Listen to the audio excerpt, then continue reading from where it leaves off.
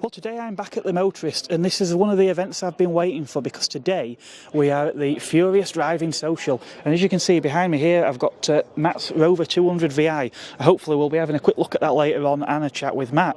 So in the meantime, let's have a look, see what else we've got here today. Now, one car I remember very, very well from back in the 90s is the Polo 6N, in particular the Harlequin model. Now, I must admit they are an acquired taste, and when these cars first came out I looked at them and thought, what on earth? Basically, when I was a child growing up, it was quite common to see cars with different coloured body panels, but that was usually because cars in that area used to rot out. People used to go to a scrapyard, buy a different colour wing. But Volkswagen decided they were going to build a car, and well, it looks like they've basically taken a door from one part of the line in one colour, another door from another panel from another car, and put it all together. But a few decades later, these have become incredibly popular and sought after now. One such person here, we have Jeff, who owns this fantastic 6N. So, tell us, why did you go for a Harlequin of all things? Well, I've always been interested in VWs, and I always wanted one, and I thought, well, eventually I'd get one, but they're just so scarce to get hold of this day and age. It's very hard to come by one. And I see even the interior, I take it is that a bespoke interior for the Harlequin as well? Yeah, it was in some of the Seats as well, but it's called a Jester interior, so that was more for the German market as well, but it just only come to this model and certain Seats in Germany. Yeah, I know obviously there's a lot of people now are trying to replicate the Harlequin, aren't they, but this is a genuine one, isn't it? Yeah, genuine one, bought brand new actually in Wakefield, and then obviously it went back down south, and then I found it and then brought it back to Yorkshire. Yeah, actually that's probably the dealership I first saw one of these cars in back in the day.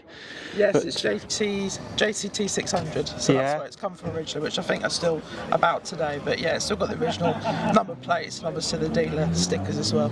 So what are these based upon then? What sort of trim level?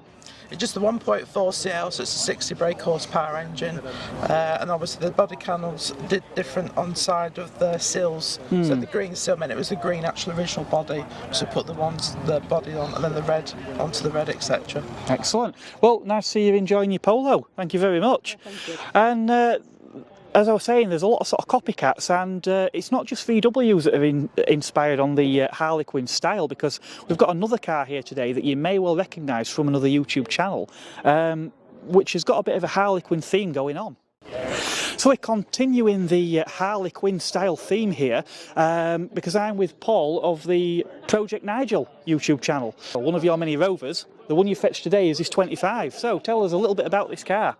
It's mine, and if I'm going to go to a show, this is the one I'll bring because it's the most interesting of the lot. Although it didn't start off interesting because it was just a 25. But it's not a Harlequin. A Harlequin's one of those Volkswagens over there. Yeah, we've had a look at one of those actually. We've had a look at that car already. Have you? Yeah. Is it nice? It's yeah, it's very nice. Yeah, it's. I can see obviously where you took the inspiration from. No. No. No. No. I took the inspiration from having a broken mirror. About 4 years back, somebody kicked the mirror off because that's what some drunk people like to do, and I replaced the mirror, but I had a blue one. I didn't realise at the time you could just take the caps off. Yeah. And then I got thinking about how it could be a bit different, but the main thing was I've got a load of Rover parts, and the idea was to basically have a driving advertisement for parts. You could buy any part off of this car. Okay. That was the idea. Yeah. But then it started to become a bit more, really, I think, of a piece of art. Yeah. A work of art. And I've had that said to me a few times, and now I'm starting to agree with it. Yeah, I must admit, when you came in this morning, it does catch the eye as soon as you see the car, and everyone knows it's you because, well, if you've seen this on YouTube, who else is going to be driving around in one of these? It's one of a kind, isn't it? Well, you know, I'm concerned I might start getting copied soon. Quite possibly, yeah, definitely.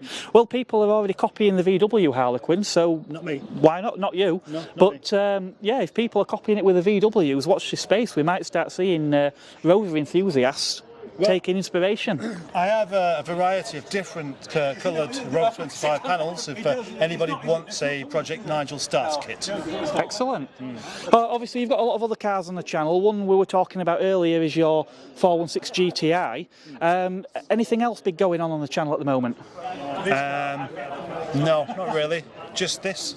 I've been spending most of my time on this one recently, but I've got about 10 cars, all in varying degrees of repair. Yeah. So next month I'll be driving around as a regular daily car, a silver 25, just to check it's all nice and good before putting it up for sale. Yeah. My blue Rover 45 will be on up for sale next month. That's a 40,000 mile Rover 45 in midnight blue. Excellent. So, if you want a Rover 45, there's one coming up for sale if you're interested. In the meantime, if you haven't already done so, you may wish to check out Project Nigel, where there are lots of cars in various states of repair or disrepair, however you want to look at it, and where supposedly nothing exciting or big is happening. Oh, nothing ever happens there. Excellent. And no idea how I managed to make a video every day. Yeah, but yeah, it still does. So, that's Project Nigel. Right, we'll move on and have a look at some other cars here. Thank you. Thank you very much. Now, sadly, Matt couldn't bring his Alfa 145 today because, well, I would say it came over all Alfa Romeo, but it was actually a problem that could really afflict any car, but I'm sure you'll hear all about that in one of Matt's videos. There is a 145 here, though, this one behind me. Lovely Alfa Twin Spark in red, and yeah, great to see that here today. I actually had a relative who had a 146, so, but I do remember both these models being out in the 90s and really were a striking car, and still quite stylish today, in fact. Really nice. Now, viewers of Matt's channel will also be aware that he's got an American car, a Ford Crown Victoria, and there's a Crown Vic here as well. Okay, it's not Matt's car, but it's still a Crown Victoria.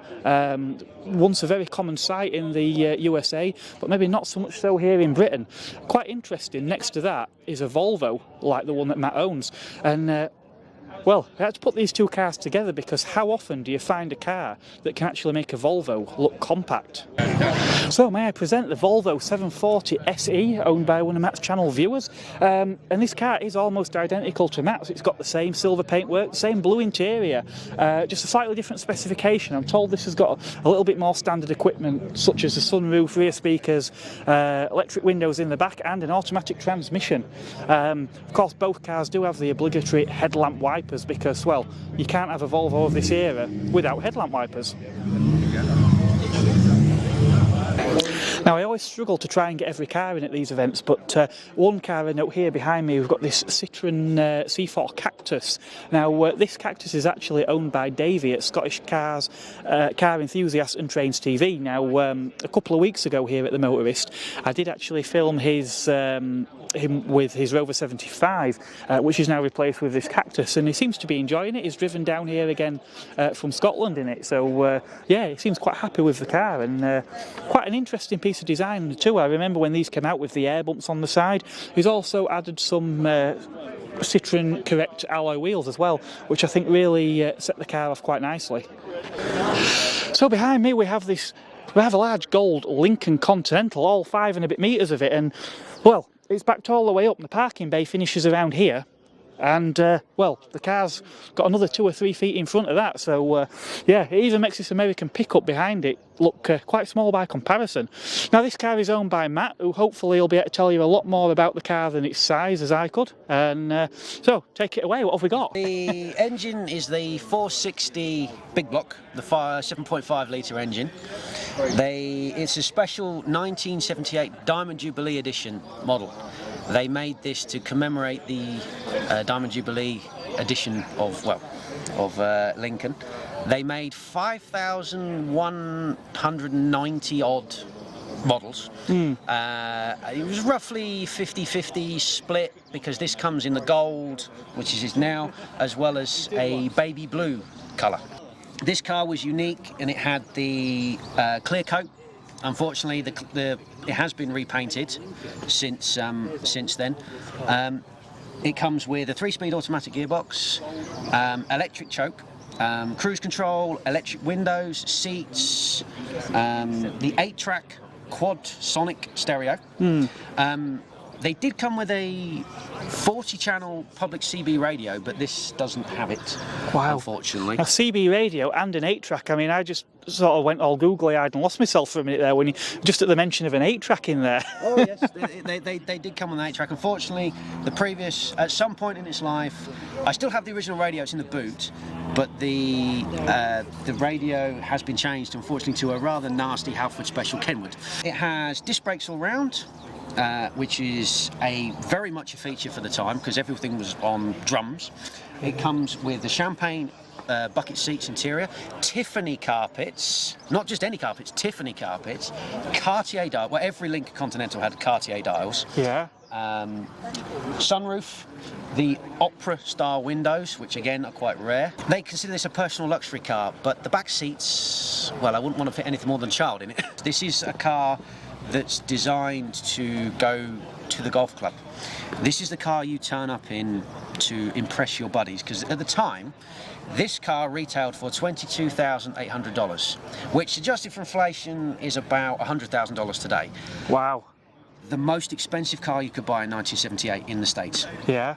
When the average middle-class American's yearly salary was $14,000. I love telling people about this car. I could talk for days about this car. I absolutely enjoy driving it. When you're driving down the road and people stop and turn to look at it, that's what I'm after. When you go down the road and you've got young kids and they're swinging off their parents' arms and they're saying, look, look, look, they're pointing it. I've had people drive past me on the motorway, driving along. I can see a guy in the mirror. Where's he gone? Like, what's he doing? And I look over and him and the passenger are looking at it, gawping at it, taking photographs. And that's why I love these cars. They're so out of the norm, and yet I've not had one bad comment. Well, this really is like nothing else I've sat in for quite a while. Big, huge, comfortable, squishy seats.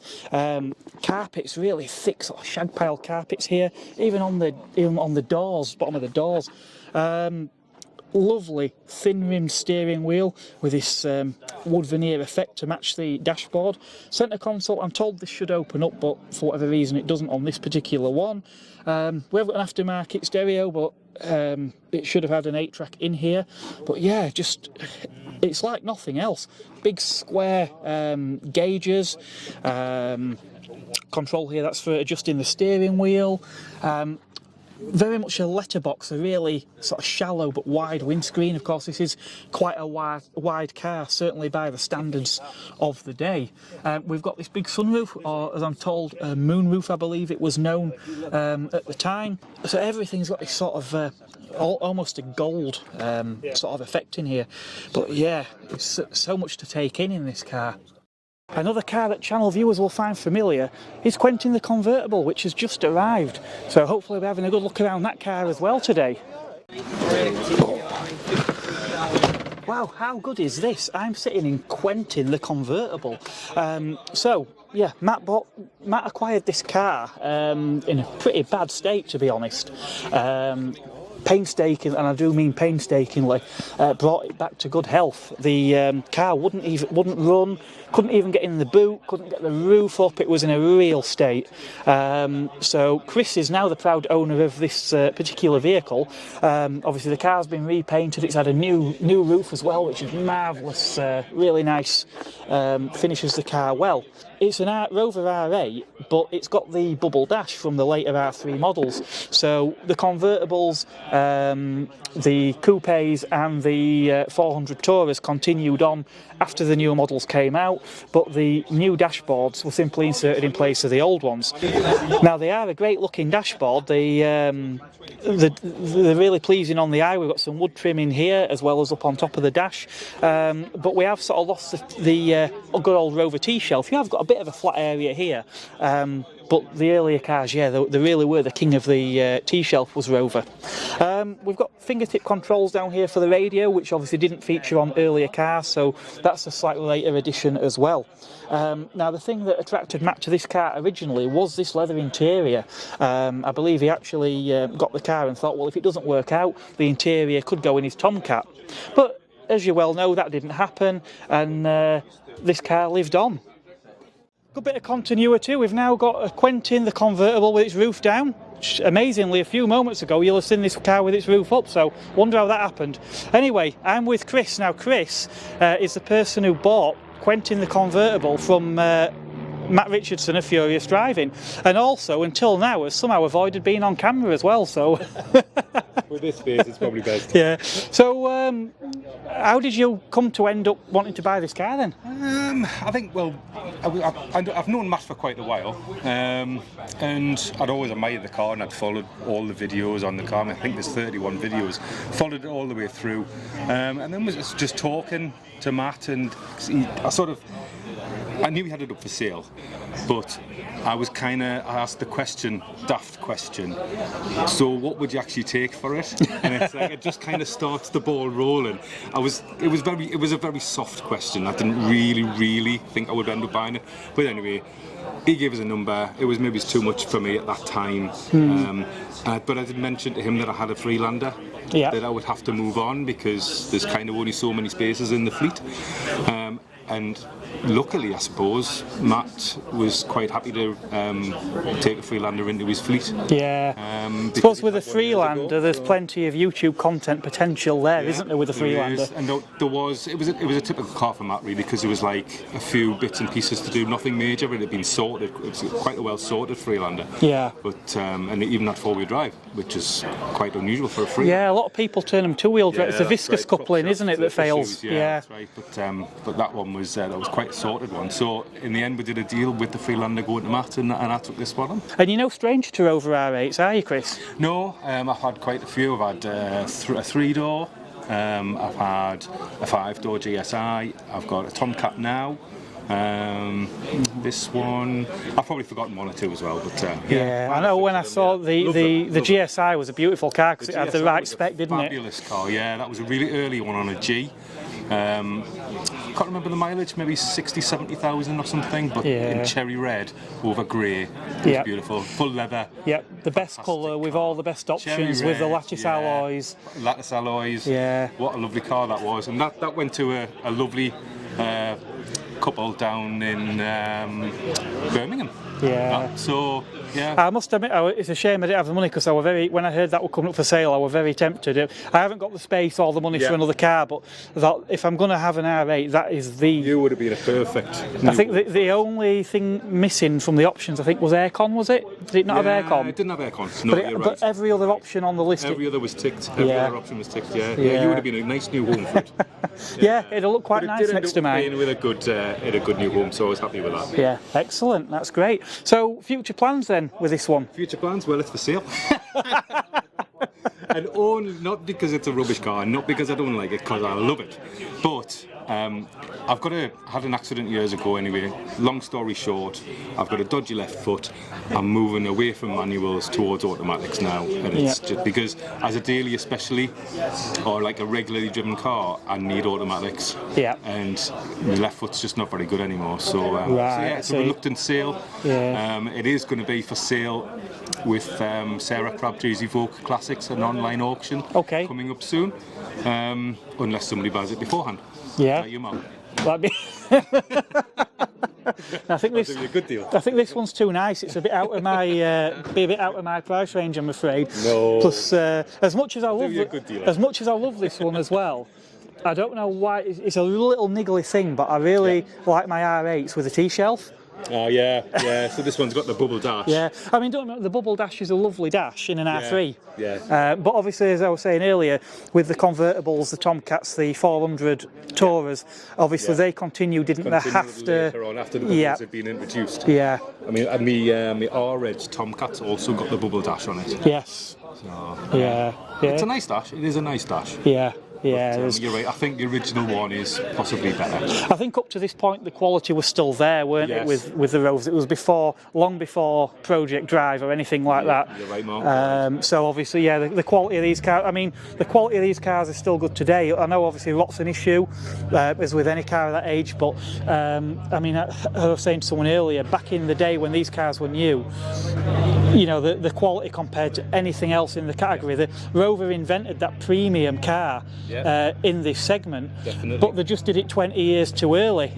Now everyone wants a premium car, but Rover were doing it before everyone else. There's no doubt about it. This one, the R8s, I think, drive like a classy car, drive like a premium car. There's no doubt about it. I came down with my mate today who's a mechanic, and he'd never been in this one, and he was absolutely amazed at how well it drove, how well it came down the A1. Yeah. Just soaking up the bumps in the in the road. Fantastic. He loved the car. Yeah. Just they are really, really very good cars, the R8s. And Yeah. you're right. They were just ahead of the time, I think, weren't they? Well, I'm sure whatever you replace this one with will be something interesting. So I look forward to seeing whatever that may be. Thank you. Right. Thank you very much, No Chris. bother. Cheers. Pleasure. A real diamond in the rough here today. We've got Rob's Twingo. Now this is a Mark 1 facelift Twingo. So you'll have to excuse the noise. We are next to an aerodrome, so we keep getting planes flying over. But yeah, as I was saying, we have got a Mark 1 facelift Twingo Initial, incredibly rare car. Initial back in the day was Renault's sort of top trim. We had sort of the Monaco and Baccara, and then the Initial took over where they left off. So Rob, you've had quite a few Renaults, but it sounds like this is one of your favourites. Oh, absolutely. It's just, as I said, smiles per mile. That's the catchphrase for this car. It makes you smile when you drive it and take it on the road. And you start passing people. It's not a slow car. No. It's quite a very light car. It takes off like a gazelle. It really does. And it is not the best car I've had in the world, but it's the most fun car. Yes. Definitely. Yeah, the little cars do tend to have that fun factor about them. Now, the Twingo, more than many, I mean, when it was conceived, it was always going to be that fun little car to take over from the Renault 5, which it did in France, obviously. In the UK, we didn't get these cars, and we kept the Renault 5 going. But I know the early examples of these, which there is another here today, they were quite colourful, weren't they? There was it 4 body colours, and they had quite bright interiors, didn't they? Yes, it was sort of a very 1990s colours. They were all pretty sort of garish and so forth. This one isn't. I said it was sort of like a champagne colour with quite a muted interior. It did have some gold trim in it, which was a little bit sort of that 2000s sort of tacky plastic it's turned into. But Yeah. yes, it was a very very colourful range they had there. Yes, and they were very, very common over in Europe. So yes. Excellent. Well, Rob's given me permission to take a quick look inside this car, but before I do that, Rob does actually have a YouTube channel, which I'm going to check out. I weren't aware of it myself, but I'm going to check that one out later on, where he focuses on cars like this and a few other cars that he's had as well. So what's the name of that channel, Rob? It's called the Twingo channel. I'm a relatively small channel, about 400 or 500 subscribers, and it's basically documenting my path with my 4 Twingos. I've got Mark II Twingos, I've got Gordinis, I've got 2 Gordinis, and I've got my little Mark I Twingo, which is called Twiggly. Fantastic. Well, I'll definitely be checking that out. Oh. Well, I seem to be doing a lot of sitting in left-hand drive cars today. So yeah, the Mark I Twingo, never available in the UK. We had to wait for the Mark II. Now, for such a small car, it is incredibly spacious in here. Renault designers almost went with a very Espace-like one-box design. We've got this sort of wedge shape at the front, and the bottom of that windscreen, to say this was a car to replace the Renault 5, the bottom of the windscreen feels miles away from me here. Now, Rob does have the seat a fair way back. He's quite a bit taller than me, so, but even so, I mean, in the back there we've got a sliding seat, and with that seat slid back, it's surprising how much room is in there. Vertical rear window as well, so Renault really did maximise space in this car. To think this is a few decades old now, they really could teach some of today's manufacturers a thing or two about packaging, definitely. Now this car feels even more airy because we've got this lovely large glass sunroof on here. I know some of them did have fabric roofs as well. Now this is a real treat because this is an Initial, so we've got this lovely beige leather trim on the interior. Still got the exposed painted doors because that was sort of a thing of small cars back in the day. But a lot of this is quite familiar to me, the electric window switches and mirror switches, very much like in the Megane. In fact, the mirror switch, I think even when I had my Laguna and Megane 2, still use that same switch gear. Gear lever top again, very Mark II Clio. We have got some cup holders in here, which was a big deal in the day. Certainly my car doesn't have any of those. 3-spoke steering wheel here with an airbag. We've got some of this sort of gold rubberized trim here on some of the switch gear. Central speedometer there up in the middle of the dash, which is digital, and this sort of ball shaped button for the hazard lights, circular air vents. Everything's just really sort of bubbly and chic. Now the owner did mention about some of the little dings on this car, and basically it is very much the Parisian way. In Paris, where I think this car did spend some time, a parking space is always big enough. You can always make your way in, you use the bumper, that is what it's for. That seems to be the general mentality.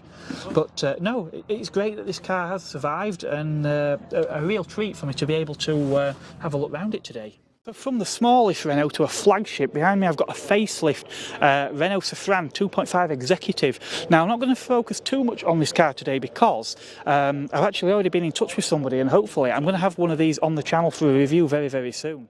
Now the Marina is a car that, well, a certain television car show painted quite a dim picture of these cars, but I always say it doesn't matter whether you're in a Maserati or a Metro, a Ferrari or a Fiat. If someone's got love for the car, I'm interested to look and try and be open-minded. Now, the good old Metros, we bought those for a couple of decades and we slated them the whole time. But I have a little bit of nostalgia for those cars, but the Marina, well, it came a little bit early for me, and I've really struggled to love these cars. Now, the owner of this particular vehicle has been kind enough to let me have a sit inside and a look at the car. Now, this is an early one. And I think these early cars, the styling is a lot nicer. I think, well, it were British Leyland, weren't it? They had no money, and they had to keep soldering on and have that make do and mend attitude, which probably didn't do the car's reputation any favours at all. But this is quite a nice example. Engine's a little bit warmed over as well, and the suspension, so it does make for a nicer car. Now, another thing we've got to remember is the Allegro was the cutting-edge car to attract a youthful buyer. This was a traditional style car for your more conservative buyer, and to that end, it probably hit the mark bang on. Now we appear to have an automatic transmission in this car. We've got this wood dashboard, this lovely red, I presume that is probably vinyl, sheepskin covers, very period indeed, and you know what, yeah, I think you could do a lot worse. Lovely thin rim steering wheel, very much of its time, lots of chrome on here as well, which I do quite like as well, and yeah, there's actually something very Cortina-esque about this car. It seems quite a well-appointed car, very similar to anything you would have got in the 70s with a blue oval on it. This is an earlier car as well. I do think these sort of pre-facelift designs probably are a more elegant design of car. This one is a TC, which I'm told was the top spec, the hot version, TC being twin carb. As is often the case here at the Motorist, there's a lot to see, and this video is going to run on a little bit, so I'm going to split it here. In the next video, we'll be picking up with the next row, which starts with this lovely Ford Mondeo Saloon Mark 1. Haven't seen one of those in quite a while. I'm also hopefully going to be speaking to Mr. Furious himself, Matt Richardson. We'll have a look at his Rover 200 VI. So, if you haven't done so already, make sure you hit that subscribe button and the bell notification so that when that video goes live, hopefully in a few days, you'll get notified. Thank you very much for watching, and until the next part, it is goodbye from me here at the Motorist.